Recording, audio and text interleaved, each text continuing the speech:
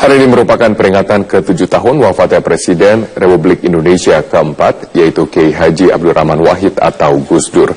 Presiden Republik Indonesia Joko Widodo, beberapa Menteri Kabinet Kerja, serta tokoh-tokoh agama direncanakan akan hadir dalam acara yang digelar pada pukul 19 waktu Indonesia bagian Barat malam ini. Kita bergabung bersama dengan rekan kami, Marcelina Gita, langsung dari kediaman almarhum Gus Dur di Ciganjur, Jakarta Selatan, untuk informasi selengkapnya. Gita, rangkaian kegiatan apa saja yang digelar dalam rangka peringatan Haul Gus Dur? Ada beberapa rangkaian kegiatan yang akan digelar yang rencananya akan dimulai pada pukul 19 waktu Indonesia Barat nanti. Kegiatannya mulai dari tahlil, kemudian tausiah, doa bersama, deklarasi damai, serta pembacaan puisi. Bahkan ini tidak hanya peringatan Haul Gus Dur ke-7 saja, namun juga sebagai bentuk peringatan Maulid Nabi Muhammad SAW.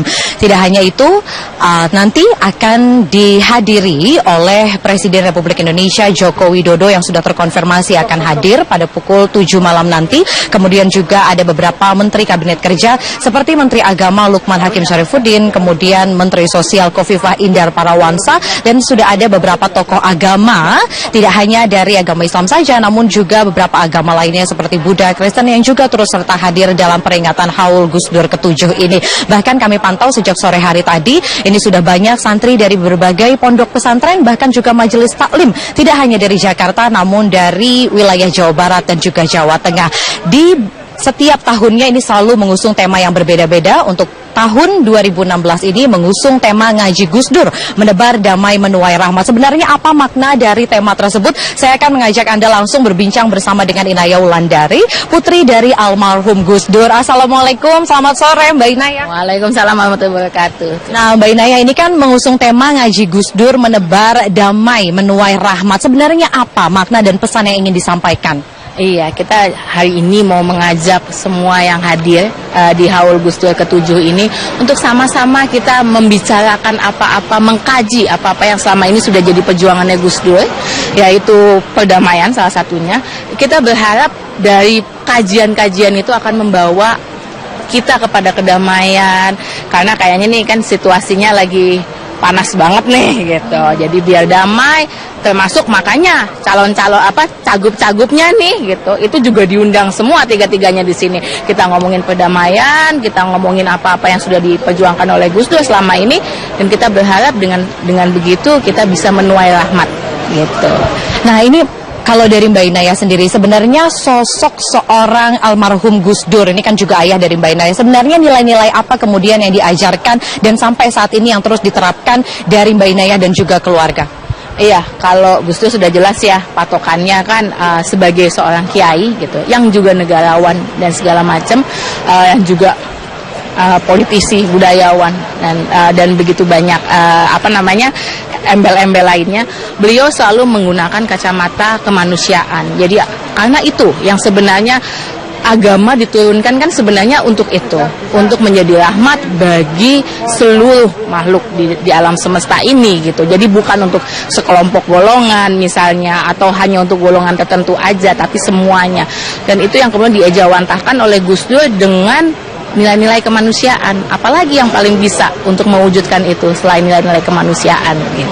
Nilai-nilai kemanusiaan tersebut dan juga toleransi dan juga tentunya ini kedamaian yang ingin diciptakan dan nanti juga akan terus disebarkan pada saat Haul Gus Dur ke-7 ini. Terima kasih banyak Mbak Inaya Wulandari sudah bergabung bersama dengan kami, dan tadi seperti yang disampaikan bahwa ternyata nanti juga calon gubernur dan wakil gubernur DKI Jakarta baik itu dari nomor urut 1, 2, dan 3 juga akan turut serta hadir dalam peringatan Haul Gus Dur ke-7 ini. Untuk sementara demikian Robert dari Ciganjur, Jakarta Selatan. Saya kembalikan ke Anda. Gubernur DKI Jakarta nonaktif Basuki Cahayapurnama memperingati Hari Ibu dengan cara berbeda. Dengan memposting sebuah video sang bunda Buniarti Ningsih yang menceritakan sosok Ahok. Dalam keterangan video, Ahok menulis selamat Hari Ibu untuk semua perempuan hebat Indonesia yang memilih hadir dan membahagiakan anaknya.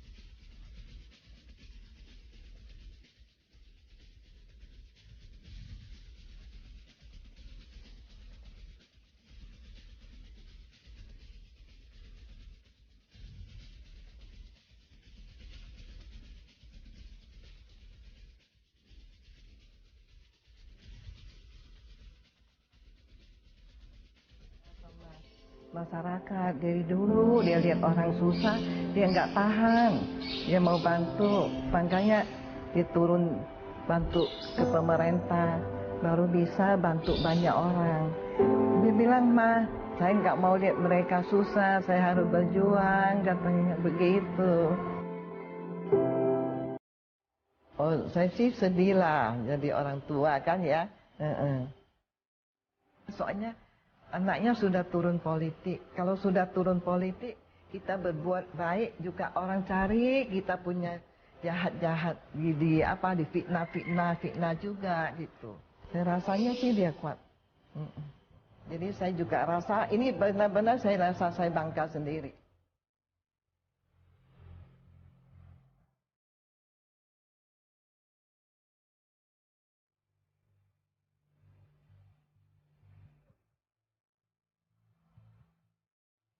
Ahok juga Mama doa terus. Ahok harus semangat berjuang terus. Mama doa terus. Kita kalau baik, jujur, Tuhan pasti jaga kita. Biasa telepon, selamat Hari Ibu, Ma. Sehat selalu, panjang umur. Gitu. Selamat Hari Ibu, Ma. Semoga Mama panjang umur, sehat, dan bahagia hidupnya. Terima kasih untuk doa-doanya untuk kami semua. Tuhan memberkati keluarga kita. Dan untuk semua perempuan di Indonesia yang telah berusaha menjadi seorang ibu dan berusaha membahagiakan semua anak-anaknya. Selamat Hari Ibu juga.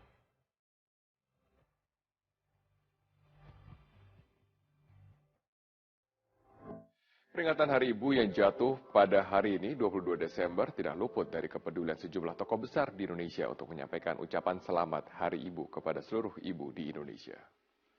Ucapkan selamat Hari Ibu kepada para ibu di seluruh Indonesia. Teruslah membimbing kami anak-anakmu. Teruslah menjadi ibu-ibu yang hebat agar Indonesia semakin hebat. Selamat Hari Ibu. Ya, silakan. Dalam Hari Ibu ini kita harus menghargai peran daripada ibu-ibu wanita, karena tanpa ibu-ibu nggak ada bapak-bapak gitu. Saya mengucapkan selamat Hari Ibu. Ibu adalah makhluk yang sangat luar biasa. Kalau mau melahirkan berjuang mati-matian. Sekali lagi selamat Hari Ibu adalah sosok wanita yang mulia. Terima kasih. Sekarang kami akan hadirkan informasi mengenai apa respon dari Presiden mengenai pengungkapan dari jaringan terduga teror di sini. Dapatkan laporan dari Kapolri kemarin tentang itu, dan sekali lagi saya ingin memberikan penghargaan yang tinggi pada Densus 88, pada Kapolri, seluruh jajaran Polri yang telah bisa mengantisipasi sebelum kejadian, sehingga hal-hal yang tidak kita inginkan bisa dicegah sebelum kejadian, karena di negara-negara yang lain kejadiannya sudah di Turki, ada di Mesir. Saya kira kita patut bersyukur dan kita berharap masyarakat juga selalu waspada, melihat kanan kiri, kalau ada hal yang memang perlu dilaporkan, segera laporkan kepada aparat. Ya. Pak, hasil pengembangan kita seperti berada dalam darurat terorisme ya Pak? Saya kira semua negara mengalami hal yang sama. Oleh sebab itu,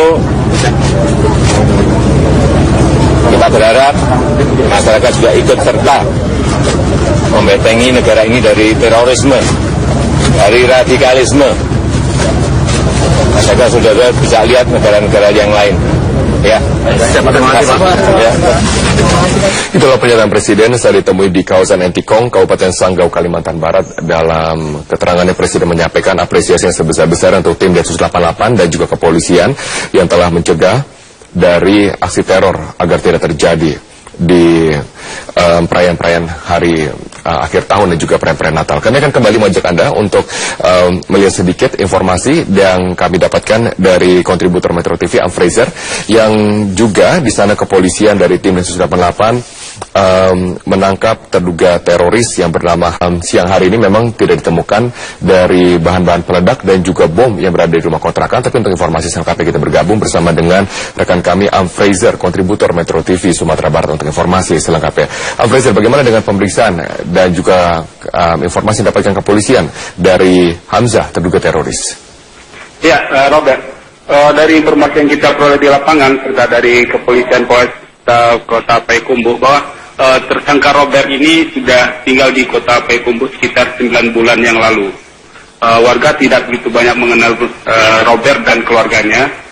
Dia juga sudah punya seorang istri dan beberapa orang anak. Istrinya juga sudah juga menggunakan cadar, sangat tertutup.